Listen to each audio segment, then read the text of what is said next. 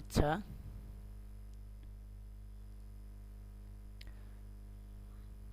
আমার স্ক্রিন কি দেখতে পাচ্ছেন?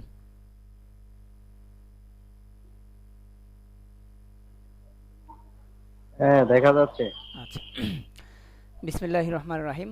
আজকে আমাদের ক্লাসের দেখতে পাচ্ছেন যে ১৭তম ক্লাস। এখানে আমাদের একটু কাজ বাকি ছিল, সেটা হলো যে ওয়েবসাইট স্পিড অপটিমাইজেশন। মানে আমরা যে ওয়ার্ডপ্রেস ওয়েবসাইট ব্যবহার করছি আমাদের ব্লগিংয়ের ক্ষেত্রে, তো সেক্ষেত্রে আমাদের ওয়েবসাইটের স্পিডটা একটু অনেকটা গুরুত্বপূর্ণ, কারণ গুগল সার্চ র্যাঙ্কিংয়ের ক্ষেত্রে হোক বা ভিজিটর পারফরমেন্সের ক্ষেত্রে হোক অথবা ইউজার এক্সপিরিয়েন্স যেটাই বলি না কেন, সব কিছুর ক্ষেত্রে আমাদের ওয়েবসাইট স্পিডটা একটি গুরুত্বপূর্ণ বিষয়। অধিকাংশরা আমরা এখানে শেয়ারের হোস্টিং ব্যবহার করছি। বলতে গেলে এখানে মনে হয় যারা আছেন সবাই শেয়ারের হোস্টিং ব্যবহার করছেন। শেয়ারের হোস্টিংয়ে একটা লিমিটেশন থাকে। তো তারপরে হলো আমাদের ক্লাউড হোস্টিং আছে, এনভিএম হোস্টিং আছে, তারপরে হলো ভিবিএস হোস্টিং আছে। এভাবে আলাদা আলাদা হোস্টিং বিভিন্ন রকমের আছে উন্নত মানের।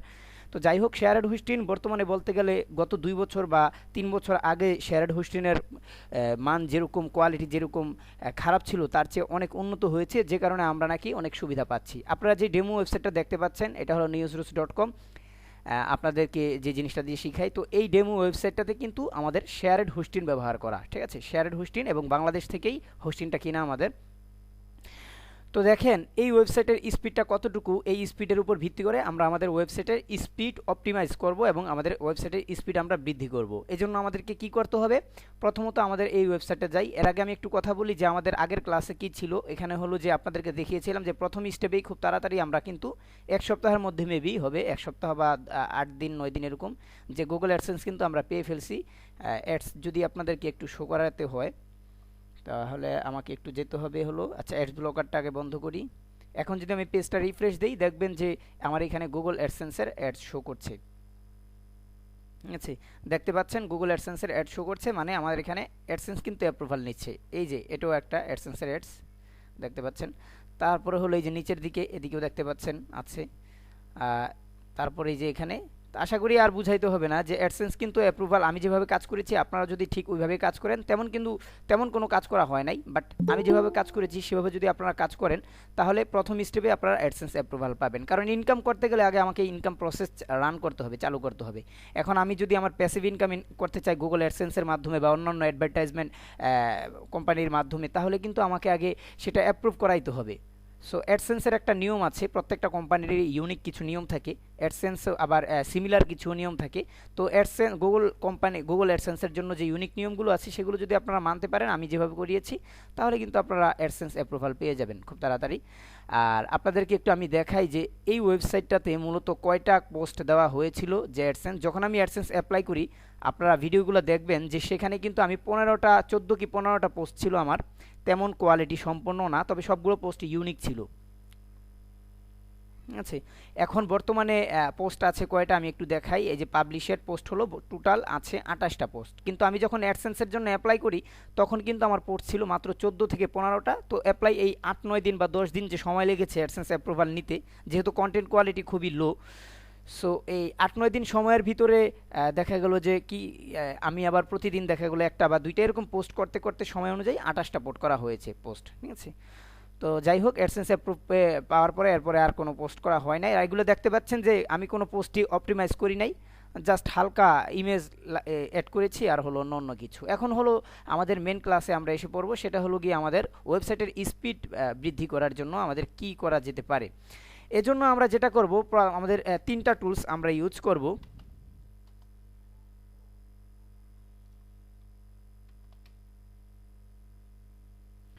এটা তো পেজ স্পিড, যদি আপনার ওয়েবসাইটের, আচ্ছা এটা আমি একটু পরে আসতেছি।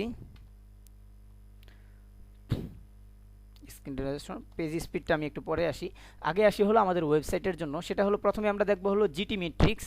একটা ওয়েবসাইট আছে, আপনাদেরকে আমি লিঙ্ক দিয়ে দিব। জিটি মেট্রিক্স আমি ওপেন করব। তারপর হলো পিংডম। এগুলো হলো অনলাইনে চেক করার মতো ওয়েবসাইট, যে যেই ওয়েবসাইটগুলো দিয়ে আমি চেক করব যে আমার ওয়েবসাইটের পারফরমেন্স কেমন যাচ্ছে, হ্যাঁ, এই জিনিসটা। আরেকটা হচ্ছে হলো গুগলের নিজস্ব পেজ স্পিড চেকার আছে, আলাদা টুলস।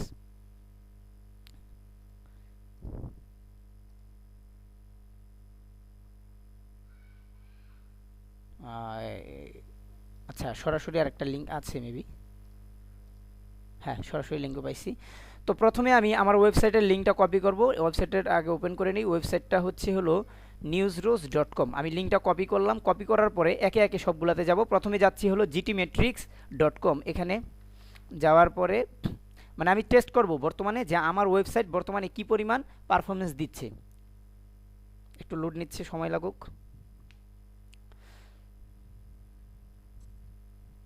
আমাদের সঠিক ফলাফল পেতে আমরা একটা একটা করে চেক করব, একসঙ্গে সবগুলো চেক করব না। প্রথমে জিটিমেট্রিক্স, তারপরে আমরা যাব হলো পিংডম, তারপরে আমরা যাব হলো গুগলের যে নিজস্ব developer.google.com speed slash page speed insight, এই পেজ স্পিড ইনসাইটে আমরা যাব। এই ফাঁকে আমি একটু আপনাদেরকে লিঙ্কগুলো কপি করে দিয়ে দিই।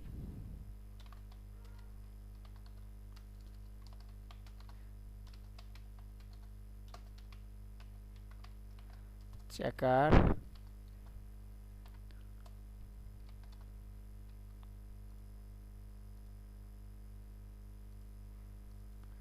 তারপর হচ্ছে আমাদের pingdom.com, আর 3 নম্বরে হবে গুগল পেজ ইনসাইডার। ওকে, ঠিক আছে। এখন যদি আমি জিটিমেট্রিক্সে দেখি, দেখেন আমার পারফরমেন্স কিন্তু তেমন একটা সন্তোষজনক না। হ্যাঁ, দেখেন এখানে পারফরমেন্স হলো জিটিমেট্রিক্সের গ্রেড এভারেজ হলো 19%, স্ট্রাকচার হলো 73%, মানে এভারেজে বলতে গেলে তেমন ভালো না। ঠিক আছে, কিন্তু আমরা স্পিড এখন অপটিমাইজ করব। অপটিমাইজ করে আমাদের স্পিড আমরা বৃদ্ধি করব। তো দেখেন এখানে ইমেজের সাইজগুলো বলে দিয়েছে যে টোটাল পেজ সাইজ হলো 2.95 MB। তারপরে পেজ রিকোয়েস্ট আছে হলো আপনার এই যে জাভাস্ক্রিপ্ট, তারপরে ইমেজ, অন্যান্য HTML CSS সব কিছু মিলিয়ে এখানে মোটামুটি এভারেজে ধরেছে কত, স্ট্রাকচার হলো 73%, আর পারফরমেন্স দিচ্ছে আমার হলো 19% মাত্র। এটা হলো জিটিমেট্রিক্সের অনুযায়ী।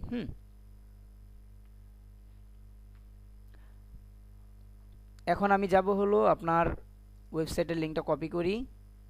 দ্বিতীয় ওয়েবসাইট pingdom.com-এ যাব। pingdom.com-এ যে এখান থেকে আমি কি করব,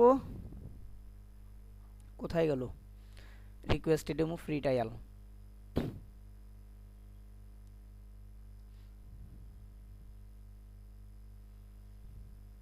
ফ্রি ভার্সনটা এখানে থাকার কথা। আমি একটু গুগল থেকে নিয়ে আসি পিংডম স্পিড টেস্ট। হ্যাঁ, এই যে tools.com, হ্যাঁ tools.pingdom.com, এটা হবে লিঙ্ক, হবে এটা মূলত। আচ্ছা, আমি এটা পেস্ট করে দিলাম। এখান থেকে লিঙ্কটা একটু কপি করে কেটে নিই। এটা একটা সাবডোমেন, ঠিক আছে, নিউজ.com। আর এখানে হলো টেস্ট ফ্রম কোথায় থেকে হবে, আমি ধরেন বাংলাদেশ থেকে দেখি আছে কিনা, নাই। আচ্ছা, ইউএস থেকে আমি দিই, কারণ আমার ভিজিটরগুলো ইউএস থেকে আমি আনবো। আর যে কোনো সার্ভার থেকে এক একটা করে আপনারা চেক করে নিতে পারেন। জাস্ট আমি ইউএস থেকে একটা সার্ভার দিলাম, দেওয়ার পরে এখন আমি সার্ভার টেস্ট স্টার্ট টেস্টে ক্লিক করলাম। একটু ওপেন ওয়েট করতে হবে। এই যে এখানে দেখতে পাচ্ছেন টেস্ট ইন কুইক। হ্যাঁ, wait in.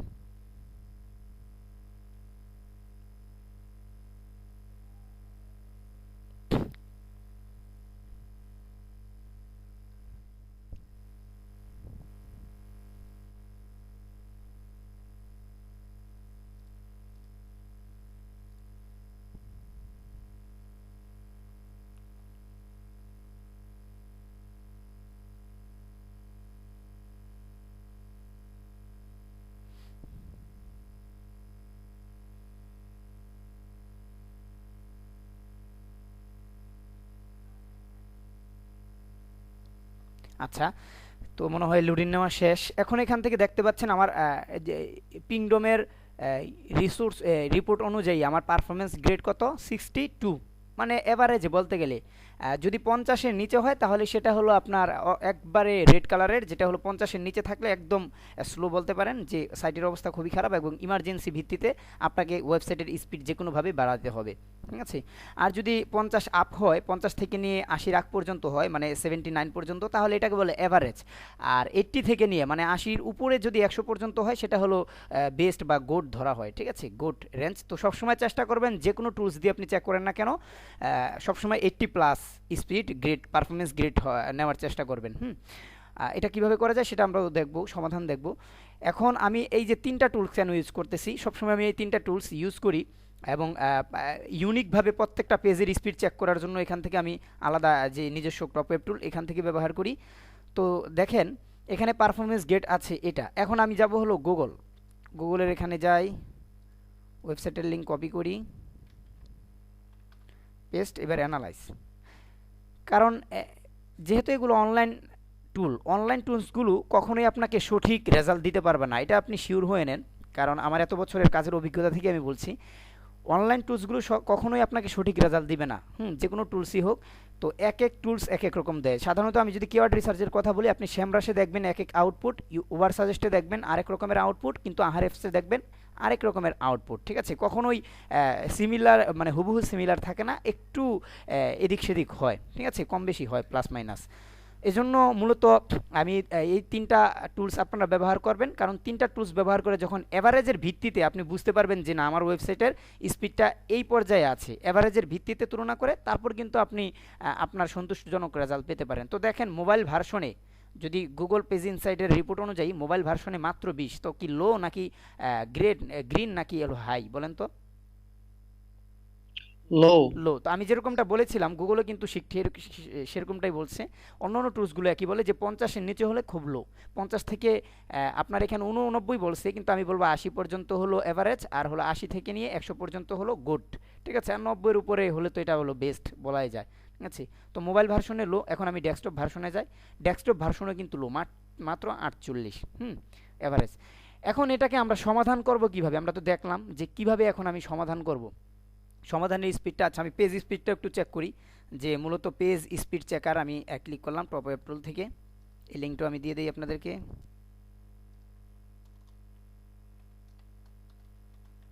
Unique page speed checker, হ্যাঁ, এর প্রত্যেকটা পেজকে আপনি আলাদা আলাদাভাবে চেক করতে পারবেন যে কোন পেজের কারণে মূলত আপনার ওয়েবসাইটের স্পিডটা কমছে।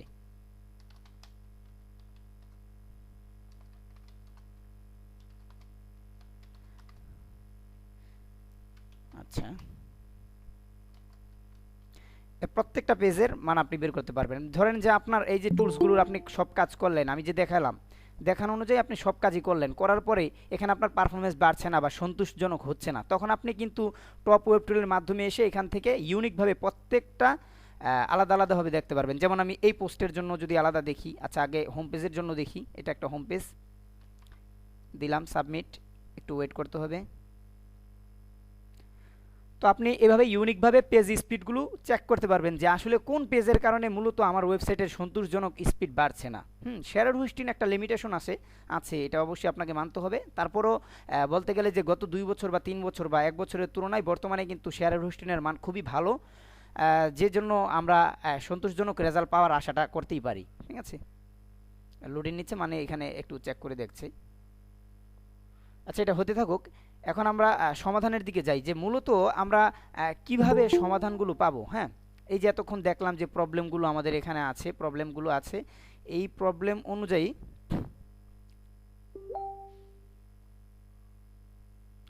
আমরা মূলত কিভাবে সমাধান পাবো। সমাধান আমরা দুইভাবে করব, একটা হলো সি প্যানেল থেকে, আরেকটা হলো আমাদের ওয়ার্ডপ্রেসের ডব্লিউপি অ্যাডমিন ড্যাশবোর্ড থেকে। দুইভাবে আমরা করব। এই জন্য আমি একটু আমার কি বলে স্ক্রিনটা অফ করে আমি আমার সি প্যানেলটা লগ ইন করবো।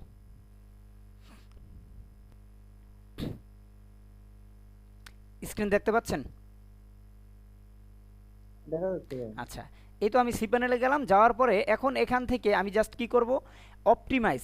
তেমন কিছু কাজ এখানে নাই, কারণ বাকিগুলো আমরা ওয়ার্ডপ্রেস ড্যাশবোর্ড থেকে করব। যদি আমার পিএইচপি দিয়ে তৈরি করা থাকতো ফাইল, তাহলে হয়তো বা সি প্যানেল থেকে অনেক কিছু করার মতো আছে।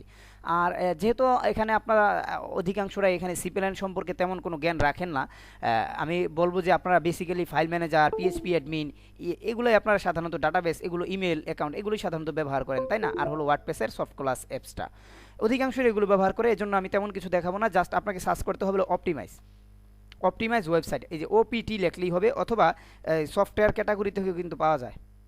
এখানে সফটওয়্যার, এই যে সফটওয়্যার, এখান থেকে যদি আমি এটাকে মেনু বারে করি, এখানে দেখবেন যে আছে আপনার অপটিমাইজ নামক, একটু খুঁজে বের করতে হবে। এই যে অপটিমাইজ ওয়েবসাইট, এটা ঠিক আছে। অপটিমাইজ ওয়েবসাইট কোন ক্যাটাগরিতে থাকে? সি প্যানেলের, শেয়ারড হোস্টিং সি প্যানেলের, আর হলো আপনার অপটিমাইজ এই যে এখানে, ঠিক আছে, সফটওয়্যার ক্যাটাগরিতে থাকে। ওকে, এখন আমি এখানে অপটিমাইজ ওয়েবসাইটে ক্লিক করলাম।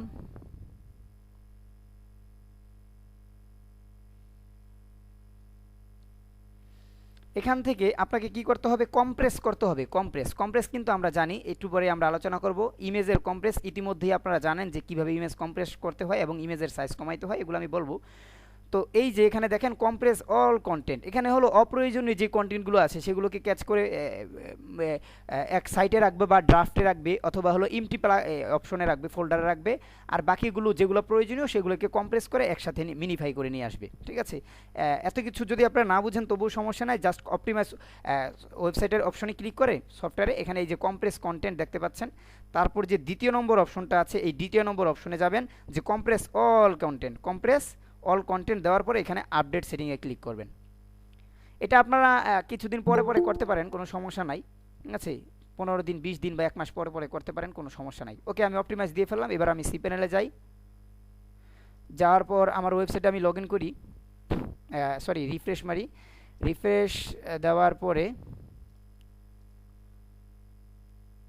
ঠিক আছে, এখন আমি আমার পেজ স্পিডটা আবারও চেক করব।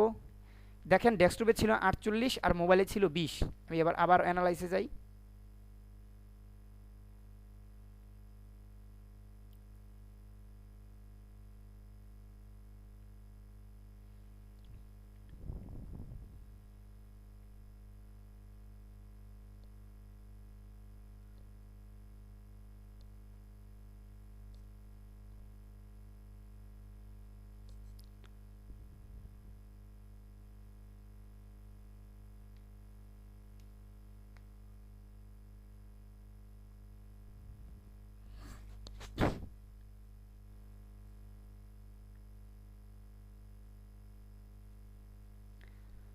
মোবাইল ভার্সন সেম রয়েছে। আচ্ছা, আমরা ডেস্কটপ দেখি। আচ্ছা, মোবাইল ভার্সনে সেম রয়েছে, এটা আমরা একটু চেঞ্জ করব, সমস্যা নেই, এটাও আমাদের হবে। কিন্তু ডেস্কটপে আমাদের ছিল কত বলেন তো? 48। 48 ছিল। তো এখানে কি আমাদের স্পিডটার একটু গ্রো হয়েছে, ইনক্রিজ হয়েছে নাকি হয় নাই? স্পিড বাড়ছে না কমছে? অবশ্যই বাড়ছে। তার মানে আমি ছোট্ট একটা কাজ করলাম, ওয়ান ক্লিকের মাধ্যমেই জাস্ট আমার ওয়েবসাইটের স্পিডের পারফরমেন্স, মানে ওয়েবসাইট পারফরমেন্স খুব এভারেজে এসে গেছে। ঠিক না, যেখানে লো ছিল 48 সেখানে কিন্তু এখন এভারেজ আসছে। ঠিক আছে, মানে 50 প্লাস টু 79 এর ভিতরে আসছে এভারেজ, আর গুগলের ভাষা হলো 89। এখানে তো এভারেজে আসছে এখানে, আর মোবাইলে আমরা দেখতে পাচ্ছি 20ই রয়েছে। এখন এগুলো আলাদা আলাদাভাবে সব কিছুই করা যায়, এই কাজগুলো, এগুলো হলো টেকনিক্যাল কাজ, এগুলোকে বলা হয় টেকনিক্যাল এসইওর ভিতরেই পড়ে। এই অপশনগুলো অবশ্যই টেকনিক্যাল এসইওর ভিতরে পড়ে, অবশ্যই টেকনিক্যাল এসইওর ভিতরে পড়ে। টেকনিক্যাল কাজ যেটা সি প্যানেল থেকে করা যায়, ওয়ার্ডপ্রেস ড্যাশবোর্ড থেকেও করা যায়, আলাদা কোনো প্লাগ ইন দিয়ে করা যায়, কিন্তু সি প্যানেলের কাজগুলো করলে খুব ভালো। তারপরে আমি দেখাতে চাচ্ছি না। এখন আপনার সি প্যানেলে আরেকটু কাজ আছে, সেটা হলো আপনার যে অপ্রয়োজনীয় ফাইলগুলো আছে সেগুলো আপনাকে ডিলিট করে দিতে হবে, যাতে করে যে ডাস্টি যে ফাইল আছে ওগুলোর কারণে আবার আপনার স্পিড যেন না কমে যায়। ঠিক আছে, স্পিড যেন না কমে যায়, এর জন্য আমাদের ডাস্টি যে, অথবা যেগুলোকে আমরা বলি যে অপ্রয়োজনীয় আবর্জনা জাতীয় ফাইল, হ্যাঁ, ওই ফাইলগুলো আমাদের ডিলিট করে দিতে হবে।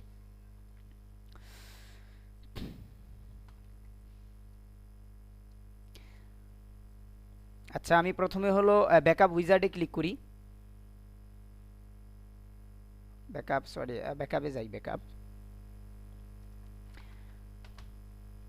ব্যাকআপ ফোল্ডার, কোন কোন ফাইল নিছে?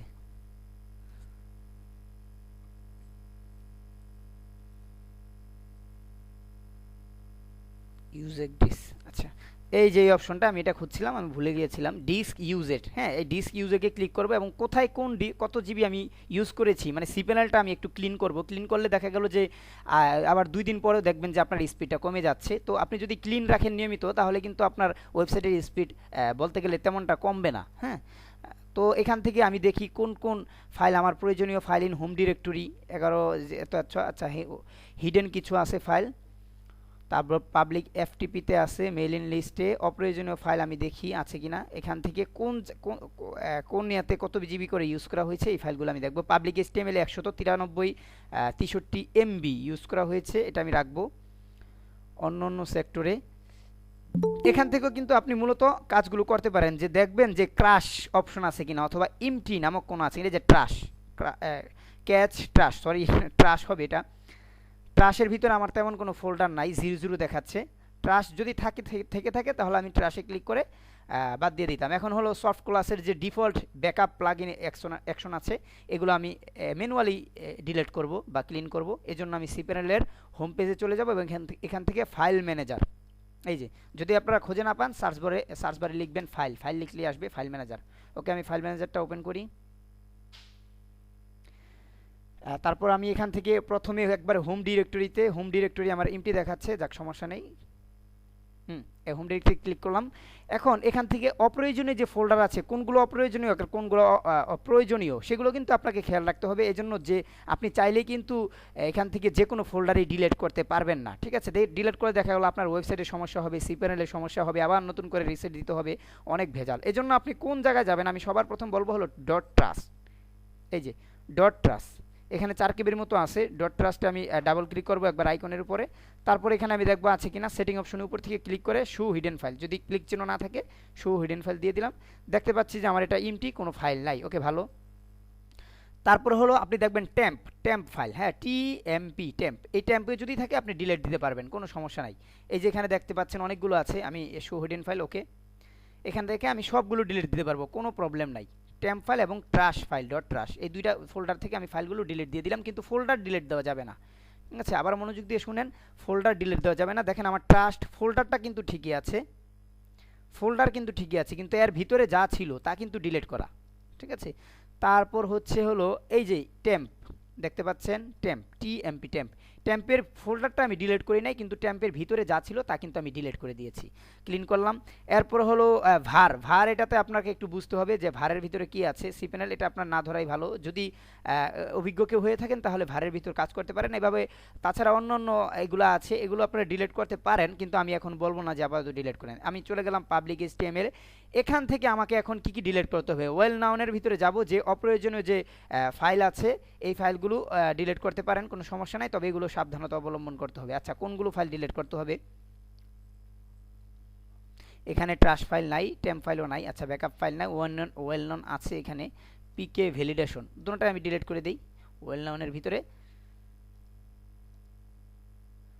তবে একটা জিনিস খেয়াল রাখবেন, যদি আপনার সন্দেহ হয়, হ্যাঁ, তাহলে আপনি এগুলোকে ব্যাকআপ নিয়ে নেবেন, ডাউনলোড করে ব্যাকআপ নিয়ে নেবেন, অবশ্যই ব্যাকআপ নিয়ে। তো আমার এখানে আসলে তেমন কোনো হিজিবিজি ফাইল নাই, তবে আপনাদের দেখবেন যে অনেক পরে অনেক হিজিবিজি ফাইল হয়ে থাকে, হ্যাঁ, ওই ফাইলগুলোকে অবশ্যই এভাবে ডিলিট দেবেন। এই যে ট্রাশ ফাইলে গেলাম, ট্রাশের পরে এটা হলো অন্য একটা আমার অ্যাডন ডোমেনের ফোল্ডার, ডিলিট দিয়ে দিলাম, ব্যাস।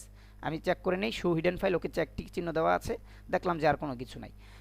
এই কাজগুলো করার পরে এখন আমি চলে যাব এই দুইটা কাজ, মানে আমার cPanel-এর যে পাবলিক HTML এখানে আমি ক্লিন করলাম ট্রাশ ফাইল এবং হলো টেম্প ফাইল আর ভার ফাইল, ঠিক আছে, ক্লিন করলাম। এখান থেকে সফট ক্লাস নামক আরেকটা সফটওয়্যার আছে, এখান থেকেও আপনি এখানেও ডিলিট করতে পারেন। তবে এখানে সতর্কতা অবলম্বন করতে হবে, সফট ক্লাস হলো অটোমেটিক ব্যাকআপ নেয়। এই সফট ক্লাসের ভিতরে এই যে .php এই ফাইলগুলোকে কখনোই ডিলিট করা যাবে না, কখনো ডিলিট করবেন না। কি ডিলিট করা যেতে পারে, আপনি লগ ফোল্ডার ডিলিট করা যাবে না। লগের ভিতরে যেই error.log আছে, হ্যাঁ, এটাকে আপনি কি করবেন, জাস্ট এডিট করে দিবেন, এডিট, কিন্তু ফাইলটা আপনি ডিলিট করবেন না, কারণ এখানে অনেক কাজ আছে ব্যাকআপের। দেখেন আমার এখানে কিছুই নাই, যদি থাকতো আমি Ctrl+A দিয়ে সিলেক্ট করে জাস্ট কি করতাম, ডিলিট বাটনে কিবোর্ড থেকে ডিলিট বাটনে ক্লিক করে সবগুলো ডিলিট করে দিতাম। যেমন আমি আবার একটু প্র্যাকটিক্যালি দেখাই, এডিট বাটনে আবার দেখাচ্ছি, কোথায় থেকে গিয়েছিলাম, আমার অ্যাডন ডোমেনটাতে আমি যাই, এখান থেকে কোথায় crazyhd.info, আচ্ছা কোনো কিছুই তেমন উল্লেখ করা নাই, সফট ক্লাসে ছিলাম মেবি, হ্যাঁ সফট ক্লাস থেকে আমি লগ ফাইলে গেলাম, লগ ফোল্ডারে যে error.log এটাকে ডিলিট করা যাবে না, জাস্ট এডিট করবেন। এডিট করে ধরেন এখানে যদি কোনো কিছু এভাবে লেখা থাকতো, হ্যাঁ, সাপোজ এরকম কোনো কিছু লেখা থাকতো, আমি জাস্ট Ctrl+A দিয়ে সিলেক্ট করে কিবোর্ড থেকে ডিলিট করে দিতাম এভাবে, ঠিক আছে, ডিলিট করে জাস্ট সেভ বাটনে এভাবে ক্লিক করতাম, সেভ হয়ে যেত, বাস এভাবে। কিন্তু আমার ফাইল বা ফোল্ডার ডিলিট করা যাবে না। আমি একটু ব্যাকে যাই, এখন তারপরে শেষের এখানে যা আছে ওগুলো ওইভাবেই থাকবে, ডিলিট করা যাবে না এখনই, ঠিক আছে। তারপর হলো টেম্প ফাইলে যা আছে সব ডিলিট করতে পারবেন, কোনো কিছুই নাই, যদি থাকতো টেম্প ফাইলে সব ডিলিট করা যায়, কোনো সমস্যা নাই। আর কিন্তু এই যে .php নামক এই অপশনগুলো আপনি কখনো ডিলিট করবেন না। ওকে, গেল। আমি এখন সি প্যানেল থেকে বের হয়ে যাই, কি করলাম জাস্ট অপটিমাইজ করলাম এবং ফাইল ম্যানেজার থেকে ট্রাস্ট, টেম্প এবং ভার এই তিনটা ফোল্ডার থেকে এবং সফট ক্লাস থেকে ও অপ্রয়োজনীয় বা ওল্ড ব্যাকআপ, পুরনো ভার্সনের যে ব্যাকআপ ছিল ওই ব্যাকআপগুলো ডিলিট করলাম নতুন ব্যাকআপটা রেখে, ঠিক আছে। আর ব্যাকআপ সফট ক্লাসের কোনো কিছু ডিলিট করতে গেলে অবশ্যই আপনাকে ব্যাকআপ নিতে হবে। তো এখন আমি একটু চেক করি।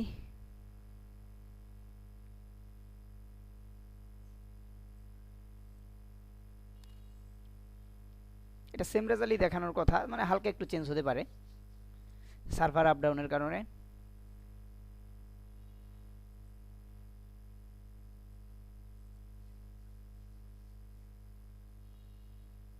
আচ্ছা হতে থাকুক।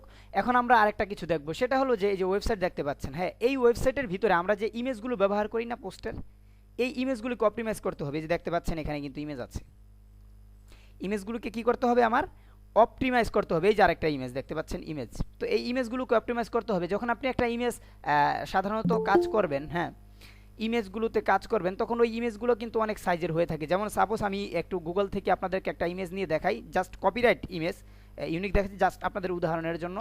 ইমেজ নিব হলো গিটহাব বা কী লিখবো ধরেন হলো ম্যাকমানি সাপোজ। এখন আমি ইমেজে ক্লিক করলাম, এখান থেকে আমি একটা ইমেজ নেই, সেভ ইমেজাস, এটা আমি এ ফোল্ডার নিয়ে যাই হলো আমার পিকচার ফোল্ডারে এবং ডাউনলোড দিলাম। ওকে, ডাউনলোড দেওয়ার পরে এখন এই জিনিসটা কিন্তু আপনাদেরকে শিখিয়েছি, তারপর আমি সতর্কতার সহিত বলে দিচ্ছি আপনাদেরকে। দেখেন এই যে ডাউনলোড দিচ্ছি এই ইমেজটা, এই ইমেজটাতে যদি আমি প্রপার্টিজে ক্লিক করি, ক্লিক করার পরে দেখেন ইমেজের সাইজ কত 121 কেবি। কত ইমেজের সাইজ 121 কেবি। কিন্তু এখন এটাকে আমি কম্প্রেস করার মাধ্যমে ইমেজের যে আপনার রেজুলেশন আছে, রেজুলেশনটা ঠিক রেখে কিন্তু আমি একটু দেখাই ইমেজটা ওপেন করে।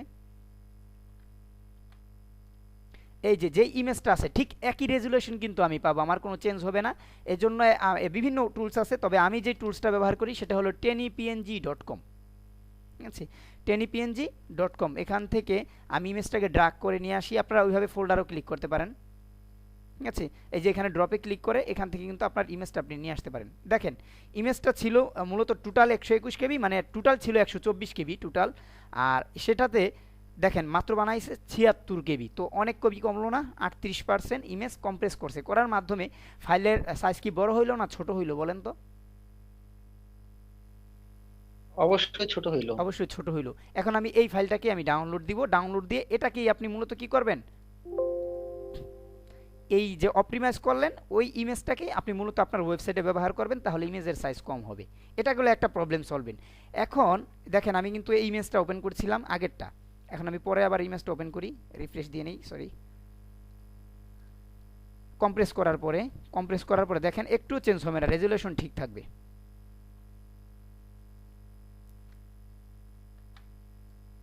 দেখেন এই ইমেজে এটা হলো বর্তমানে কম্প্রেস করার পরে, আর এটা হলো এই যে এটা হলো কম্প্রেস করার আগে, এটা কম্প্রেস করার আগে, এটা কম্প্রেস করার পরে, এটা কম্প্রেস করার আগে। আপনার মাউসের একটু এতে খেয়াল করেন, এটা হলো কম্প্রেস করার পরে। তো কোনো চেঞ্জ আছে না।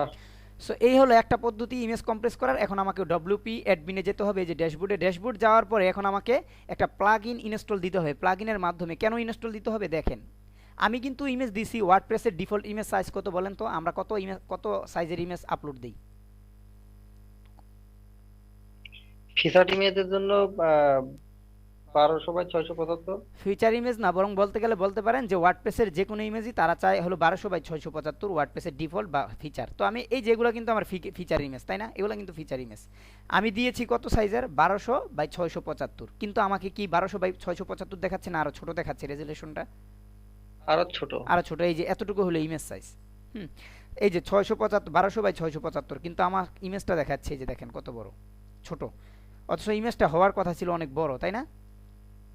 এই যে দেখেন কত ছোট।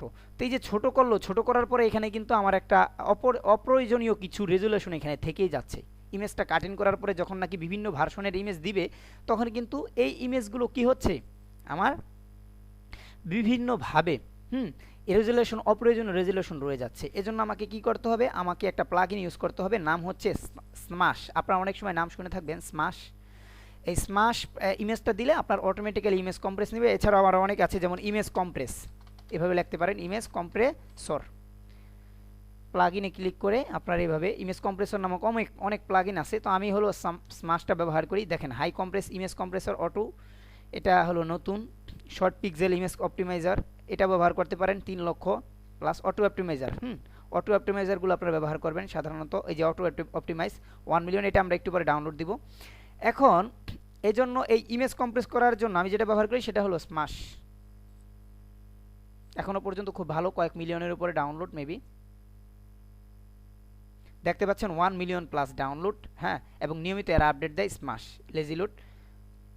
এই প্লাগইনটা আপনারা ইনস্টল করে নেবেন এবং অ্যাক্টিভ করে সেটআপ দিয়ে নেবেন। বুঝছি? তাহলে আপনার ওয়েবসাইটের যে অপর্যাপ্ত আরও কিছু ইমেজ আছে সেই সাইজটা কমিয়ে দিবে। আমি একটু বর্তমানে দেখে আসি ডেস্কটপ। আচ্ছা, ওইটা বাড়ছে কমছে ওটা কোনো প্রবলেম না, সার্ভারের কারণে মেবি।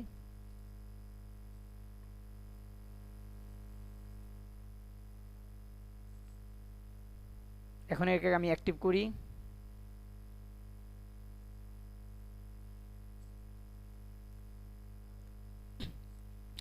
হয়ে গেল। এখন এখান থেকে আমাকে একটু সেটিংয়ে যেতে হবে। স্মাশ সেটিং অপশনে ক্লিক করলাম। প্লাগইনের, এটা অবশ্যই প্লাগইন অপশনে যে সেটিং অপশনে ক্লিক করার পর এখান থেকে রিচেক ইমেজ দিতে আপনি অটোমেটিক দিতে পারবেন এখান থেকে। হ্যাঁ, অটোমেটিক দিতে পারবেন, কোনো প্রবলেম নাই।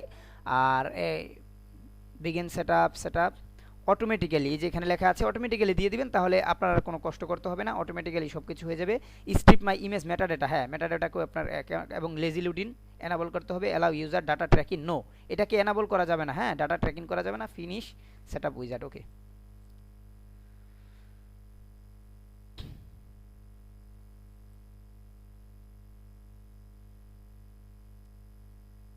ঠিক আছে, অটোমেটিক্যালি হবে।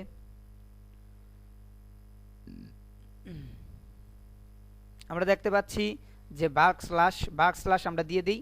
এই যে এখানে মানে আমার ওয়েবসাইটের সার্ভারে যতগুলো আমার ওয়েবসাইটে ইমেজ আছে সবগুলোকে একসাথে কম্প্রেস করা শুরু করবে অপ্রয়োজনীয়। এই যে ছোট ছোট হয়ে গেছে না, এগুলো তো কিন্তু কিছু অপ্রয়োজনীয় রেজুলেশন জমে আছে। তো আমি কি করব, অটোমেটিক্যালি বাল্ক, যেটাকে বলে বাল্ক স্ম্যাশ দিলাম, অটোমেটিক্যালি হবে এখান থেকে। এই যে দেখেন ইনকেস হতে থাকুক। এরপর এটা হলো ইমেজ কম্প্রেস হয়ে যাবে, হলে আমার এখানে স্পিড আরও বাড়বে। তারপর আরেকটা কাজ আমাকে করতে হবে, সেটা হলো লেজিলুডের, যে এখানে আপনারা সেটআপ করে নিতে পারেন। হ্যাঁ, সেটিং অপশন আছে, এগুলো দেখে দেখে আপনারা বুঝে ফেলবেন, জাস্ট আমি দেখিয়ে দিলাম আপনাদেরকে। আরেকটা প্লাগইন আমাদেরকে ইউজ করতে হবে, ইমেজ কম্প্রেসার বা ডব্লিউপি রকেট। ডব্লিউপি রকেটটা সাধারণত পেড সার্ভিসের জন্য ভালো, সম্ভবত ফ্রি সার্ভিস আগে ছিল, এখন নাই মেবি, চেক করে দেখি। তারপরও থাকলে প্রথম পেজে আসার কথা, অথবা জানি না, হয়তো বা এর চেয়ে আরও বেশি ভালো কিছু এসে গেছে। কিন্তু আমি হলো অটো অপটিমাইজার ব্যবহার করব, অটো অপটিমাইজার।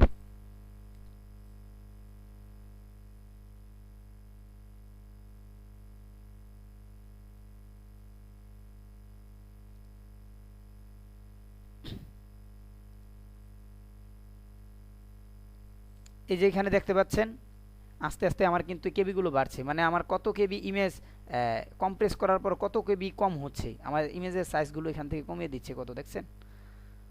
তো অপটিমাইজার, ইমেজ অপটিমাইজার কোথায় গেল?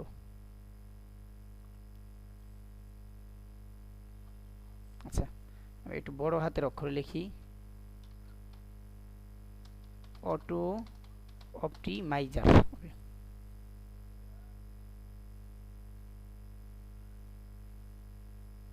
একটু আগে আসছিল,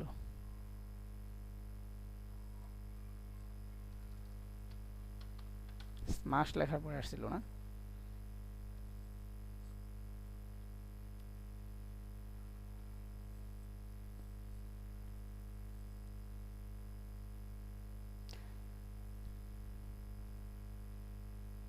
অনেক প্লাগইন আছে, হ্যাঁ, এক একটা এক এক রকমের দিবে, সুবিধা দিবে আপনাকে।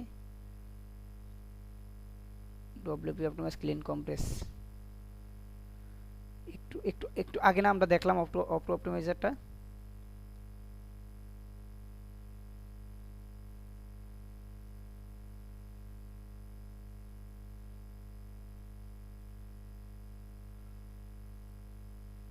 প্রত্যেকটা ক্ষেত্রে এসইও গুরুত্বপূর্ণ। আচ্ছা, ডব্লিউপি অটো অপটিমাইজ,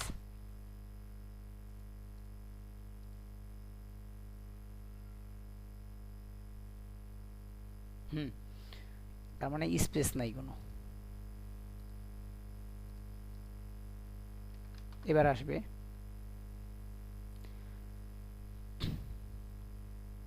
দেখেন কোনো স্পেস নাই, কিছু নাই, অটো, এটা বড় হাতের অটো অপটিমাইজ লেখার পরে এই যে যেই প্লাগইনটা আসছে দেখতে পাচ্ছেন প্রায় 1 মিলিয়নের উপরে ডাউনলোড হয়েছে, অ্যাক্টিভ বর্তমানে অ্যাক্টিভ ইনস্টল আছে। তো আমি ইনস্টল নামে ক্লিক করলাম, ইনস্টল হতে থাকুক। আর একটু আমি দেখে আসি স্মাশের কাহিনী 29% হয়েছে, প্রায় 1 এমবির মতো সেভ করছে আমার ডাটা। ডব্লিউবি রকেটটা খুব ভালো কাজ করে এখানে। আচ্ছা, তারপর আমি অ্যাক্টিভেটে ক্লিক করি।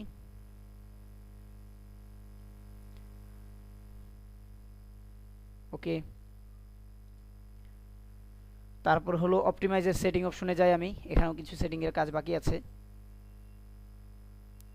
এটা আমরা একটু পরে করব। হ্যাঁ, এই কাজগুলো আমরা একটু পরে করব, দেখবেন যে কোন অপশনে কোনটা আছে সেগুলো নিয়ে আপনারা কাজ করবেন মূলত।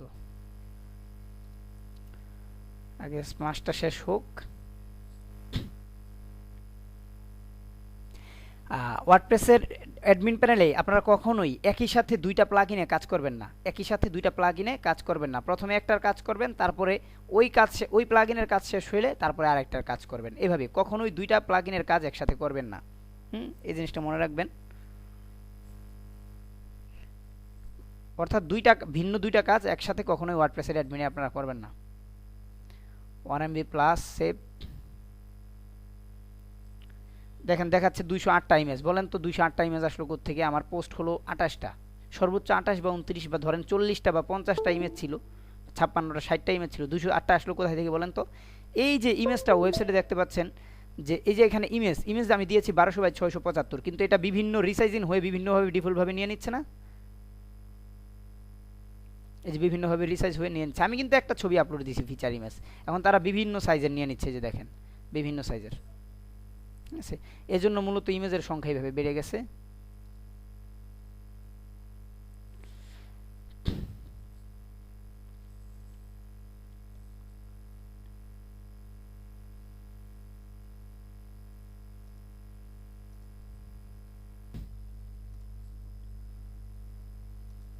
আমার স্ক্রিন দেখতে পাচ্ছেন?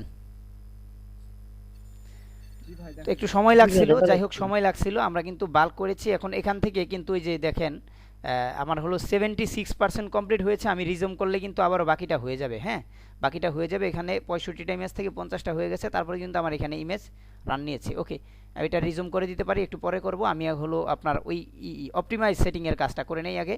অপটিমাইজ সেটিংয়ের ভিতরে দেখেন জেএস ফাইল, তারপর হলো JavaScript file, optimize JavaScript code. হ্যাঁ, এগুলা খেয়াল রাখবেন। মিনিফাই আর হলো অপটিমাইজ দুই জিনিস। মিনিফাই মানে হলো ফাইলগুলোকে একবারে সংকলন বা একবারে সংক্ষিপ্ত করে দেওয়া, আর অপটিমাইজ হলো যে যেগুলো আমাদের প্রয়োজন সেগুলো ফাইল রাখবো, যেগুলো প্রয়োজন নাই সেগুলো আমি রাখবো না। তো এখান থেকে আমি ধরেন টিক চিহ্ন দিয়ে দিলাম টিক চিহ্ন। অপটিমাইজ জাভাস্ক্রিপ্ট অবশ্যই আমার টিক চিহ্ন দিব, জাভা জেএসসিএসএস এসটিএমএল এখান থেকে। তারপরে হলো এগ্রিগেট জেএস ফাইল, হ্যাঁ এটা দিয়ে দিবেন, সমস্যা নাই। ডো নট, তারপরে হলো do not aggregate but defer. এটা হলো রেন্ডার ব্লকিং, এটা আমার দরকার নাই। অলসো অ্যাগ্রিগেট, তারপরে যেইভাবে আছে থাকুক। এরপরে হলো ফোর্স জাভাস্ক্রিপ্ট ইন হেড। এটাকে আমি যতটুকু পারি অপটিমাইজ করব। যদি আপনার সাইটে কোনো প্রবলেম হয় এগুলোকে আবার আনচেক দিয়ে সেভ করবেন, ঠিক আছে? সাইটে যদি কোনো প্রবলেম হয়, এর জন্য আমি আমার সাইটটাতে আগে ডিফল্টভাবে ভিজিট করি, দেখি কীরকম আছে কিনা। মাঝে মধ্যে এভাবে দেখবেন, এগুলো আপডেট দিতে হয়, প্রতিনিয়ত আপডেট দিতে হয়। আমি দেখছি যে আমার সাইটের মোটামুটি ঠিক আছে। এখন আমি এগুলোকে দেখি। হেড অপশনটা আমি ফোর্স করলাম এখান থেকে। তারপর হলো ট্রাই ক্যাচ রাপিন, এটা আমি অবশ্যই দিয়ে দিব, ঠিক আছে? তারপর সিএসএস ফাইলটা এনাবল করব অবশ্যই, এখান থেকে যেভাবে ডিফল্ট আছে ওভাবে দেই। ইনলাইন অল সিএসএস, এই অপশনটাতে অবশ্যই ক্লিক করে রাখবেন, ইনলাইন অল সিএসএস। কিন্তু তার উপরেরটাতে ক্লিক করার দরকার নাই, আপনার সাইটের যে ডিজাইনটা নষ্ট হয়ে যেতে পারে, কারণ আপনারা বিভিন্ন রকমের কি বলা হয় পেজ বিল্ডার ইউজ করতে পারেন। যারা পেজ বিল্ডার ইউজ করেন তাদের জন্য প্রবলেম হতে পারে, আর যারা পেজ বিল্ডার ইউজ করেন না তাদের কোনো প্রবলেম নাই। যেমন আমি কোনো পেজ বিল্ডার ইউজ করি না, আমি যদি এখন ইনলাইন সিএসএস অ্যান্ড ডেফার দিই কোনো প্রবলেম নাই, কিন্তু আপনি এটা দিবেন না, আপনি শুধুমাত্র ইনলাইন সিএসএস দিবেন। ওকে দিলাম, দেওয়ার পরে generate data URLs for image also aggregate inline CSS, এগুলো থাকুক যেভাবে আছে। অবশ্যই ইনলাইন সিএসএসটা টিক চিহ্ন দিয়ে দিবেন। তারপর এসটিএমএল অপশনে সবগুলো না, কিপ এসটিএমএল কমেন্ট, যেগুলো কমেন্ট আছে, যে আমার এই কমেন্টগুলো আমাদের প্রয়োজন পড়ে না, ঠিক আছে? ওই যে বললাম যে আপনার একটা হলো যে অপটিমাইজ করা, আর আরেকটা হলো যে আপনার কি বলে যেন দুইটা অপশন আছে, একটা হলো অপটিমাইজ আর আরেকটা একটু আগে যেন কি বলেছিলাম, কি বলতে পারেন?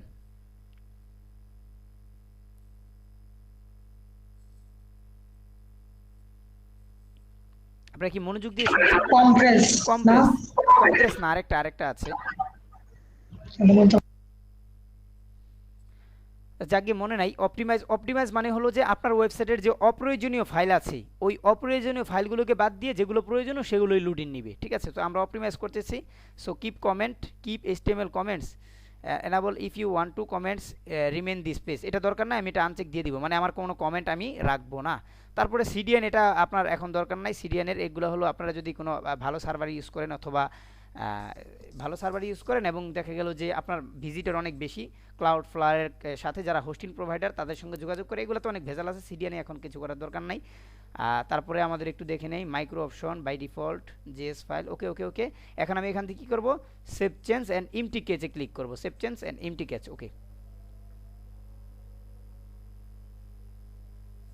আপনি সেভ চেঞ্জও ক্লিক করতে পারেন প্রথমে, কিন্তু সেভ চেঞ্জ এমটি ক্যাচ দিলাম মানে কি আগে যা ছিল সব ডিলিট হয়ে যাবে এবং নতুন করে সব সেভ হবে, ওকে।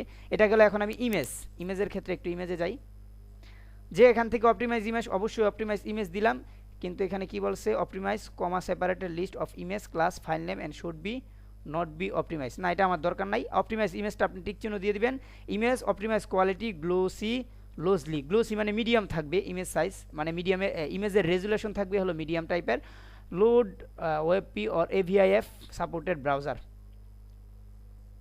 নেক্সট জেনারেশনের জন্য লোড, এটা আমার দরকার না। লেজি লোড ইমেজ, এটা অবশ্যই এনাবল করে দিবেন, ঠিক আছে? লেজি লোড ইমেজটা এনাবল করে দিবেন। এগুলো আর আমার দরকার নাই, যেভাবে আছে ওইভাবেই থাকুক, ডিফল্টভাবে যা আছে তাই থাকুক। জাস্ট আপনি এখান থেকে কি করবেন, ইমেজ থেকে দেখাচ্ছি, প্রথমে অপটিমাইজ ইমেজটাতে টিক চিহ্ন দিয়ে দিবেন, তারপরে হলো আপনার লোড লেজি লোড ইমেজে টিক চিহ্ন দিয়ে দিবেন, এখন সেভ চেঞ্জে ক্লিক করবেন। তারপর আমাদের আছে হলো ক্রিটিক্যাল সিএসএস, ক্রিটিক্যাল সিএসএসে একটু সাবধানতার সহিত কাজ করতে হবে। এখানে তেমন কিছু, আচ্ছা এটা হলো আপনার এপিআই কে, বাবা তার মানে এটা paid version maybe, API key page speed, আচ্ছা আচ্ছা আমি একটু দেখে নেই। API key critical dot CSS না, make your site super fast criteria, এখান থেকে এপিআই কে দিয়ে, আচ্ছা থার্ড পার্টি একটা প্লাগইন, এটা আমি আর ভেজাল নিতে চাচ্ছি না, এটা আমার দরকার নাই, এক্সট্রা দিয়ে দিই। কারণ বর্তমানে শেয়ারের হোস্টিংগুলো বলতে গেলে আগের চেয়ে অনেক তুলনায় ভালো। Google font leave as is, remove Google font না, এটা এগুলো দেওয়া যাবে না, যেভাবে আছে ওইভাবেই থাকবে। রিমুভ ইমোজিও আপনার যদি ওয়েবসাইটে কোনো রিভিউ সাইট হয় বা অন্য কোনো কিছু হয় তাহলে আপনি ইমোজিগুলো রিমুভ দিতে পারেন, ঠিক আছে? আমার দরকার নাই আমি এগুলো ইমোজি রিমুভ দিয়ে দিলাম। আপনাদের যদি ইমেজ থাকে অবশ্যই রিমুভ দেওয়া যাবে না, ঠিক আছে? আচ্ছা আপাতত আনচেক করে দিলাম, নয়তো আবার আপনারা দেওয়া শুরু করবেন। ওকে, যেভাবে আছে ওইভাবেই থাকবে, সেভ চেঞ্জ। শুধু প্রথমটাতে যেভাবে আছে ওইভাবে ডিফল্ট, এখানে কোনো কিছু করার দরকার নাই। অপটিমাইজ মোডে আমরা যদি যাই একটু দেখি যে আর কি আছে আমাদের এখান থেকে। র্যাপিড লোড ডব্লিউপি রকেট, এটাই তো আমরা খুঁজছিলাম না? কে সিডিএন, সমস্যা নাই, কে সিডিএন আর হলো আপনার একই জিনিস। ডব্লিউপি রকেট কি মনে হয় ফ্রি প্লাগইন না পেড প্লাগইন, আমি একটু দেখি না, আগে তো ফ্রি ছিল।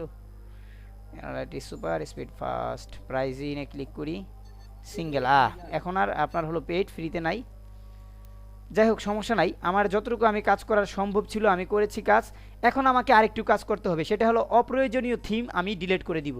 প্রথমে অপ্রয়োজনীয় পেজ, অপ্রয়োজনীয় পোস্ট, অপ্রয়োজনীয় পেজ, এগুলো ডিলিট করে দিবেন সবসময়।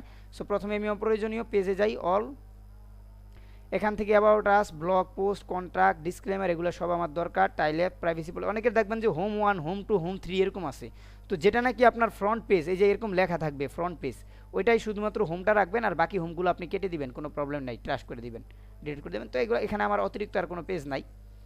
তারপরে আমি যাব হলো কি বলে অ্যাপিয়ারেন্স থেকে থিম অপশনে ক্লিক করব। যদি আমার অপ্রয়োজনীয় কোনো থিম থাকে তাহলে আমি ডিলিট করে দিব। দেখেন আমার এখানে থিম আছে কয়টা, মূলত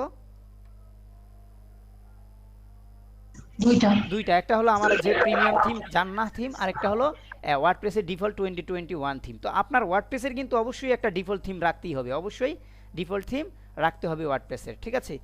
আর অতিরিক্ত বেশি রাখা যাবে না, একটা রাখবেন, অনলি একটা, 2020 বা 70 এরকম যে কোনো একটা, আমি সবসময় এটাই রাখি, 2021 এই জিনিসটাই রাখি। 2070ও রাখতে পারেন, কোনো সমস্যা নাই। ডিফল্ট যে কোনো একটা থিম রাখবেন, তবে সিম্পল একটা থিম রাখবেন, বলতে এই বেশি হার্ড থিম ডিফল্টভাবে রাখবেন না। আর আপনার যে প্রিমিয়াম থিম ওইটা থাকবে, এই দুইটা থিম থাকবে মূলত। ওকে, এখন আমার প্লাগইনে যে অতিরিক্ত যে প্লাগইন, অপ্রয়োজনীয় প্লাগইনগুলো আমি আনইনস্টল করে ডিলিট করে দিব, ডিঅ্যাক্টিভ করে ডিলিট করে দেবো। প্রথমে দেখি আমার, দেখেন অপ্রয়োজনীয় কোনো প্লাগইনই আমার নাই। আমার অ্যাক্টিভ 9টা প্লাগইন আছে, 9টাই আমি এখানে ইউজ করতে পারবো। অনেকের প্রশ্ন আসে যে ভাইয়া আমি কয়টা প্লাগইন ইউজ করতে পারবো প্রয়োজনে? বলবো যে যত কম প্লাগইন ইউজ করতে পারেন তত আপনার সাইটের স্পিড ভালো র্যাঙ্কিং দিবে, ঠিক আছে? সাইটের স্পিড তত বাড়বে। আর যদি আপনার একান্তই প্রয়োজন পড়ে তাহলে আমি বলবো যে 25 থেকে 30টা আপনি প্লাগইন ইউজ করতে পারেন, কোনো প্রবলেম নাই, যদি আপনার সার্ভার সাইট ভালো হয়। হ্যাঁ, তবে রিকমেন্ডেড করবো যত কম ইউজ করা যায়, 10টা 12টা 15টা এর বেশি ইউজ না করার চেষ্টা করবেন, কারণ একটা ব্লগে এর চেয়ে বেশি প্লাগইন মনে হয় না যে লাগে, ঠিক আছে? অপ্রয়োজনীয় কোনো কিছুই রাখা যাবে না। যেমন আমি জান্নাত থিম ইউজ করি, জান্নাত থিমের জন্য আমি এখন কী কী রাখছি: AMP plugin, auto optimiser, contact form 7, easy table of content, Jannah extension, আরেকটা হলো জান্নাহ পেজ স্পিড, আর আরেকটা হলো র্যাঙ্ক ম্যাথ এসইও স্মাশ, তারপর সবার শেষ ডব্লিউপি মেল সেটআপ। একবারে প্রয়োজনীয়গুলো রাখছি, একবারে প্রয়োজনীয় যেগুলো না হলেই নয়, যেই সমস্ত প্লাগইন না হলেই নয় ওই সমস্ত প্লাগইন রাখছি, এবং অন্যগুলো ডিলিট। তারপর চেক করতে হবে যে নিয়মিত আপডেট আসছে কিনা। এই যে আমার এখানে দেখেন আপডেট আইকনের এখানে একটা আপডেট আছে, আর সেটা হলো আমার থিমের মাধ্যমে আপডেট। আমি অ্যাপারেন্সে গেলাম বা এই আপডেট অপশনে ক্লিক করি, আপডেট অপশনে ক্লিক করলে আমাকে দেখিয়ে দিবে যে কোন কোন অপশনগুলো আপডেট আছে। আর প্লাগইনে আসলে প্লাগইন আপডেট দেখতে পাবেন, থিমে আসলে থিমে আপডেট দেখতে পারবেন। ওইভাবে কিন্তু আপনারা আপডেট করে নেবেন, সবসময় চাইবেন যে আমি আপডেট করে নিই আমাদের ওয়েবসাইট। তো আমার থিমটা আপডেট চাচ্ছে, তাহলে সেক্ষেত্রে কি করব? থিম আপডেট চাইলে থিম আপডেট দেওয়ার দরকার নাই, যেহেতু হলো আপনার কি বলা হয় ওটা পেড থিম। তো দেখেন এই যে থিম, ডিফল্ট থিমটা আপলোড দিবেন। আর যদি আমার যে জান্নাহ কিন্তু আমার অলরেডি আরও 2 ভার্সন বেশি বের হয়ে গেছে, কিন্তু আমি এই জান্নাহ যদি আগামী 1.5 বছর 2 বছরও ব্যবহার করি আমার কোনো সমস্যা হবে না, ঠিক আছে? তবে চেষ্টা করবেন আপডেট থিম সবসময় ইউজ করার জন্য, সেটা পেড হোক অথবা ফ্রি হোক। তো আপাতত যেহেতু আপনারা জিপিএল থিম ইউজ করছেন, এজন্য আমি বলবো যে আপনারা কি করবেন, এখন আর ওই পেড যে থিমটা, পেড থিম আপনার যে আমি আমার ওয়েবসাইটে দেখতে পাচ্ছেন হলো জান্নাহ পেড থিম। তো পেড থিম আপনি ইউজ করবেন, ওইখানে কোনো আপডেট দেওয়ার দরকার নাই। তবে যে ডিফল্ট থিমটা আছে, ডিফল্ট থিমগুলো আপডেট দিতে হবে। এখন দেখেন আর কোনো আপডেট দেখায় নাই, আমার এখানে থিম একটা আপডেট চাচ্ছিল। থিম বলতে হলে যে ডিফল্ট থিম, এই ডিফল্ট থিমটা আপডেট চাচ্ছিল। ওকে, আমার কিন্তু এখানে মোটামুটি যা করার করেছি আমি।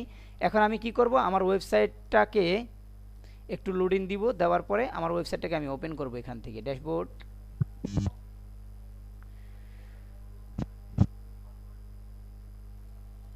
এবং এই কাজগুলো আপনারা কয়েকদিন পরে পরে করতে পারেন, কোনো প্রবলেম নাই, কয়েকদিন পরে পরে চেক করবেন। এখন যা দেখাইলাম, যেভাবে দেখাইলাম, এই কাজগুলো আপনি কয়েকদিন পরে পরে করতে পারেন, 1 সপ্তাহ 2 সপ্তাহ পরে পরে, ঠিক আছে? এখন আমি এই পেজটাকে আবার লোড দিব, গুগল পেজ চেকার ইনসাইট। ওকে, নতুন ইউআরএল ওপেন করব, কাট করার পরে এখানে দেই।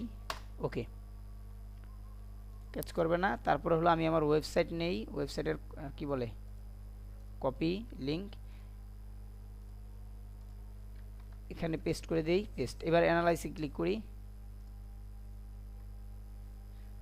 নতুবা ডাটা ক্যাচ করতে পারতো হয়তো বা, এখন আর ডাটা ক্যাচ করবে না বা তেমন কোনো ভয় নাই ডাটা ক্যাচ করার। আপনার সন্দেহ হলে আপনি অন্য কোনো ব্রাউজারে নিয়ে নেবেন, কোনো প্রবলেম নেই। এক ব্রাউজারে কাজ করছেন, এখন অন্য ব্রাউজারে চেক করতে পারেন, কোনো প্রবলেম নেই।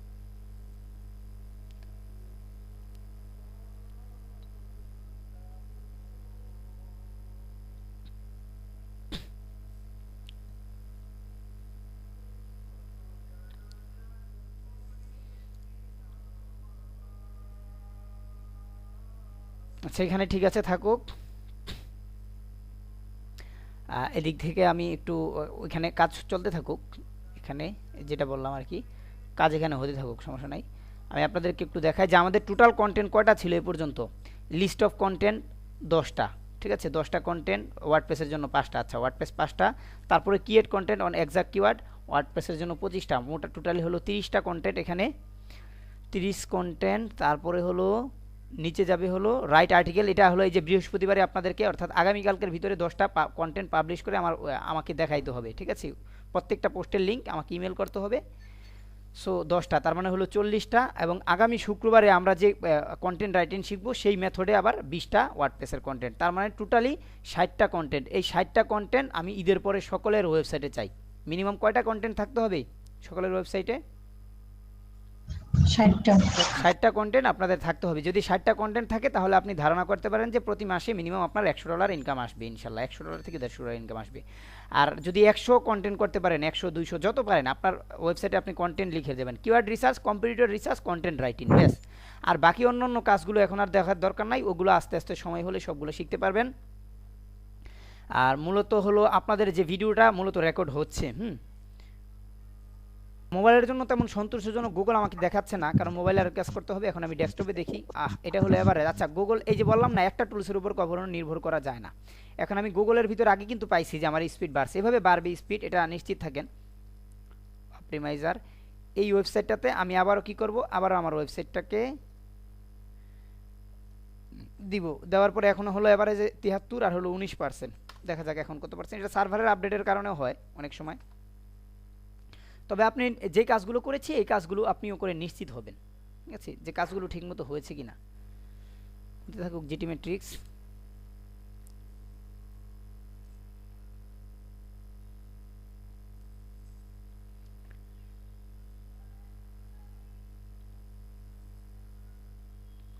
আচ্ছা, হইতে থাকুক। এখানে দেখতে পাচ্ছেন এই যে আমার জিটি ম্যাট্রিক্স, কিন্তু গুগলের ওইটা তো তেমন একটা ভ্যালুয়েবল টুলস আমি পাই নাই, এটা আউটপুট। কিন্তু জিটি ম্যাট্রিক্স দেখেন আমার কি পারফরমেন্স ছিল 19%, হ্যাঁ, আর স্ট্রাকচার ছিল 73%, 73। তো এখন কি উন্নতি হয়েছে না অবনতি হয়েছে সাইটের স্পিড? উন্নতি হয়েছে। অবশ্যই উন্নতি। এখন আমার উন্নতি গ্রিন হয়েছে। কালার দেখাচ্ছে, ঠিক আছে, অবশ্যই উন্নতি হচ্ছে। তারপরে আমি এখন পিংডমে যাব। দেখছেন একটা টুলস, যদি আমি শুধুমাত্র গুগল পেজ ইনসাইডারের কথা চিন্তা করতাম তাহলে কিন্তু আমি হতাশ হয়ে যেতাম, মনে হয় আমার সাইট কিছুই হয় নাই, এরকম মনে হইতো, ঠিক না? কিন্তু আমি এখন আমার রেজাল্টগুলো আমি দেখতে পাচ্ছি যে না, তিনটা টুলস, আমি তিনটা টুলস ইউজ করি। ইউএসটা দিয়েছিলাম, হ্যাঁ ইউএস দিয়েছিলাম সার্ভার তখন। স্টার্ট টেস্ট পিংডমে এখন দেখি, জেটি ম্যাট্রিক্সে দেখলাম যে আমার এখন কি গ্রিন কালার দেখাচ্ছে, মানে আমার পারফরমেন্স মোটামুটি ভালো এভারেজে, হ্যাঁ, পারফরমেন্স এই সার্ভার থেকে। এখন আমি পিংডমে দেখব, ওয়েটিং করতে থাকি। এখানে যে পিংডমে কিন্তু আমার এখানে কত ছিল বলেন তো? 62 ছিল, 62 ছিল। এখন আমার এভারেজ গ্রেড হয়েছে কত? 70, পারফরমেন্স গ্রেড 71। তার মানে কি আমার এখানে প্রোগ্রেস ইনক্রিজ হয়েছে নাকি ডিক্রিজ হয়েছে বলেন তো? উন্নতি না অবনতি? অবশ্যই উন্নতি হয়েছে। সুতরাং এভাবে মূলত আপনারা কাজগুলো কমপ্লিট করবেন, যেভাবে আমি দেখিয়েছি সি প্যানেলে কীভাবে কাজ করতে হয়। এগুলো আপনারা 2 সপ্তাহ 3 সপ্তাহ 1 মাস পরে পরে এই কাজগুলো কমপ্লিট করবেন, ঠিক আছে? আজকের যে ক্লাসটা এগুলো 2 সপ্তাহ 3 সপ্তাহ পরে পরে কাজ করবেন। তারপরে আরও পেজ স্পিড কমানো যায় ম্যানুয়ালি, সেটা হলো যে এই যে আপনার টপ ওয়েব টুল, এখানে যে পেজ স্পিড দেখেন, আমি হোম পেজের যেটা দিয়েছিলাম সেটা হলো 80 পয়েন্ট এত সেকেন্ডে। কোথায় কি প্রবলেম আছে? হোম পেজে অনেকগুলো, দেখেন হোম পেজে কিন্তু সাধারণত অনেকগুলো পোস্ট, তাই না? এই জন্য একটু সাইজ বেশি। এখন আমি ম্যানুয়ালভাবে যদি আমি প্রত্যেকটা পোস্টে দেখি যে কোন পেজে বা কোন পোস্টে আমার সমস্যা হচ্ছে, বেশি ইয়া খাচ্ছে আপনার এমবি, সাইজ কোনটার কত বড়, এই জিনিসটা আমি লিঙ্কটা কপি করি, কারণ এখানে আমি দেখি যে আমার এটার সাইজ কত, তারপরে এই অনুযায়ী কিন্তু আমি কাজ করতে পারবো। ওকে, এজন্য আমাকে কি করতে হবে? ট্রাই নিউ ইউআরএলে যাই, মানে topwebtool.com এ এসে আপনি এখানে সার্চ দিবেন হলো পেজ স্পিড চেকার। আবারও দেখাই, হোম পেজ থেকে এই সার্চ বারে বা এদিকে যে সার্চ বার আছে এখানে থেকে লিখবেন পেজ স্পিড চেকার। এখানে ইউনিকভাবে প্রত্যেকটার পেজ স্পিড বা পেজ স্পিড ইনসাইড চেকার এটাও দিতে পারেন, দুইটা আছে, দুটোটা আমি দিলাম। প্রথমে হলো ইনসাইড চেকার, এটা হলো আপনাকে সমাধান দিবে যে কি কি কাজ করতে হবে। আর স্পিড চেকার এটা হলো এভারেজে আপনাকে দেখাবে যে কি কি কারণে আপনার স্পিডটা এত বেশি, মানে আপনার পেজের সাইজ এত বেশি হয়ে গেল, কি কি কারণে হলো এটা দেখার জন্য হলো পেজ স্পিড চেকার। আর পেজ স্পিড ইনসাইড চেকার এটা হলো কি কি করলে আপনার পেজ স্পিড আপনি কমাইতে পারবেন। আমি কি পার্থক্য দুইটার বুঝাইতে পারছি? Page speed checker top web টুলে এই কথাটা লিখলেই চলবে, পেজ স্পিড চেকার। দেখেন এখানে আমি লিখছি পেজ স্পিড চেকার, এই যে এসে পড়ছে পেজ স্পিড চেকার। পেজ স্পিডের কাজ হলো কি কি কারণে আমার পেজের সাইজ বড় হয়ে গেছে। আর আরেকটা হচ্ছে পেজ স্পিড ইনসাইড চেকার, এটার কাজ হলো কি কি করলে আমার স্পিড কি হবে, বাড়বে। আচ্ছা, এটা এখনও দেখাচ্ছে না এরকম ওয়ার্নিংগুলো। আর এই পেজ স্পিড ইনসাইড চেকার এটা মূলত আপনি এই জিটি ম্যাট্রিক্স বা পিংডম এগুলো দিয়ে কাজ করতে পারেন, হ্যাঁ। আর ভুলগুলো ধরার জন্য এই যে পেজ স্পিড চেকার এটা দিয়ে আপনি কাজ করতে পারেন। আজকে ইন্টারনেট স্লো মেবি, আমার সবগুলো ওয়েবসাইটে একই অবস্থা। আচ্ছা, যাই হোক, এই কাজগুলো আমি কেটে দেই। আমার একটু ইন্টারনেট স্লো দেখি, এই যে এখানেই যে কী কী কারণে আমার পেজ, দেখেন আমার পেজে লোডিং নিতে সময় লাগছে কত, টাইম টোকেন হলো 57, মানে প্রায় আমার হলো 1 মিনিটের কাছাকাছি সময় লেগেছে টোটালি ভালো মতো লোডিং নিতে, কারণ এখানে আমার অ্যাডস রান হচ্ছে। তারপরে এখানে কোথায় কোথায় কি এই যে ইমেজগুলো আপনারা খেয়াল করবেন, এই ইমেজের ব্যাপারগুলো যে কোথায় কি হচ্ছে না হচ্ছে, এই ইমেজগুলোর উপর ভিত্তি করে, যে ইমেজের কারণেই কিন্তু বা এই যে সিডিএন আছে এক্সট্রা, এগুলোর কারণে আমার মূলত কি হয়েছে। তারপরে এই যে স্ক্রিপ্ট আছে, পেজ স্পিড, গুগলের জন্য এটা কি অ্যাডস বাই গুগল, মানে গুগল অ্যাডসেন্সের অ্যাডসের কারণে একটু পেজ লোড নিচ্ছে, 4 সেকেন্ডের মতো সময় নিচ্ছে। তারপরে ওয়ার্ডপ্রেসের কিছু ম্যানুয়াল ভার্সন, ডিফল্ট ভার্সন, তারপরে হলো আপনার নিজের যে অপটিমাইজার যে প্লাগইন, এই প্লাগইনের কারণে জেএস ফাইল, এটার কারণে আমার কিছু ইয়া নিচ্ছে, পেজ স্পিড লোড নিচ্ছে, এরকম আর কি। তো একটা জিনিস খেয়াল রাখবেন, আপনারা যখন নাকি অপটিমাইজার প্লাগইন ইউজ করবেন, হ্যাঁ, অপটিমাইজার প্লাগইন ইউজ করার ক্ষেত্রে একটা জিনিস খেয়াল রাখবেন যে কোনো প্লাগইনই কিন্তু ইউজ করা যাবে না। আমি যেমন অপটিমাইজার ইউজ করেছি, আপনি চাইলে যে কোনো প্লাগইন ইউজ করতে পারবেন না। তো যখন আপনি এখানে ইউনিকভাবে পেজগুলো দেখবেন, যে দেখার পরে দেখবেন যে এমন কিছু জেএস ফাইল আছে যার কারণে আপনার ওয়েবসাইটটা লোডিং নিচ্ছে, সময় লাগতেছে। দেখেন প্রায় 1 সেকেন্ডের মতো সময় লাগছে, 1 সেকেন্ড বেশি সময় লাগছে হলো আমার এই যে অপটিমাইজার প্লাগইনটা ব্যবহার করার কারণে, ঠিক আছে। এখানে অপটিমাইজার 1 সেকেন্ডের মতো সময় লাগছে। এভাবে 1 সেকেন্ড করে আরও অনেক সময় আমি বাঁচাইতে পারতাম। যেখানে আমার প্রায় 1 মিনিটের মতো সময় লাগছে, সেখানে 30 সেকেন্ড বা 40 সেকেন্ডের ভিতরে আমি আমার ওয়েবসাইট রান করতে পারতাম, ঠিক আছে। এই বিষয়গুলো এখান থেকে খেয়াল করে, যে ছবির সাইজ দেখছেন, এই ছবিগুলোকে আমি কম্প্রেস করতে পারতাম এখান থেকে আস্তে আস্তে ম্যানুয়ালি। এগুলো আপনারা যখন নাকি আরও ভালো মতো কাজ করবেন তখন বিষয়গুলো বুঝে দেবেন। এই যে এএমপি প্লাগইনের কারণে, এজন্য যেটা আমি বলছি যে ওয়ার্ডপ্রেসে আপনি চাইবেন যে যত কম প্লাগইন ইউজ করতে পারেন, ঠিক আছে, যত কম প্লাগইন ইউজ করতে পারেন, ঠিক আছে। এই প্লাগইনের কারণে, এই যে দেখেন এএমপি প্লাগইনের কারণেও কিন্তু লোডিং নিচ্ছে, প্রায় 2 সেকেন্ড বা 1.5 সেকেন্ড এরকম সময় নিচ্ছে আমার। এই বিষয়গুলো খেয়াল রাখবেন, যা আগে দেখিয়েছিলাম ওই বিষয়গুলো আপনার খেয়াল রাখতে চলবে, তাহলে আশা করি যে আপনার পেজ স্পিড মোটামুটি অ্যাভারেজে থাকবে ইনশাল্লাহ। ঠিক আছে, আজকে এই পর্যন্তই, সবাই ভালো থাকবেন, আল্লাহ হাফেজ। আমাদের পরবর্তী ব্যাচ শুরু হবে ঈদের পরে, ঈদের মেবি সামনের মাসের 1 তারিখ থেকে আমাদের নতুন ব্যাচ শুরু হবে। পাবলিকলি এই ভিডিওটা পাবলিশ করা হলো আমাদের ইউটিউব চ্যানেলের অফিসিয়াল চ্যানেলে। তো যারা নাকি রেজিস্ট্রেশন করতে চান বা রেজিস্ট্রেশনের জন্য ডেসক্রিপশনে লিঙ্ক দেওয়া হবে, সেখান থেকে আপনারা প্রি রেজিস্ট্রেশন করতে পারবেন। টোটাল ফি হচ্ছে 4500 টাকা। সেখানে আপনাদেরকে টুলস দেওয়া হবে 1 মাসের জন্য, ডোমেন হোস্টিং দেওয়া হবে, এবং আপনাদের যে কোর্স ফি টোটাল সব কিছু দেওয়া হবে। প্রথমে 1 মাসের যে যত ইনস্ট্রুমেন্ট আছে সব কিছু দেওয়া হবে 4500 টাকার ভিতরে। আর যারা নাকি প্রি রেজিস্ট্রেশন করবেন তাদের জন্য হলো 4000 টাকা। যারা প্রি রেজিস্ট্রেশন করবেন তাদের জন্য 4000 টাকায় কোর্সটি আপনারা কমপ্লিট করতে পারবেন। আপনারা 1000 টাকা দিয়ে প্রি রেজিস্ট্রেশন করতে পারবেন। আগামী মাসের 1 মাস পর্যন্ত সময় আছে, এত তাড়াহুড়া নাই এখনও, আচ্ছা, অর্থাৎ মে মাসের ভিতরেই আপনারা ঈদের পরেও চাইলে রেজিস্ট্রেশন করতে পারবেন। ঠিক আছে, ধন্যবাদ সবাই।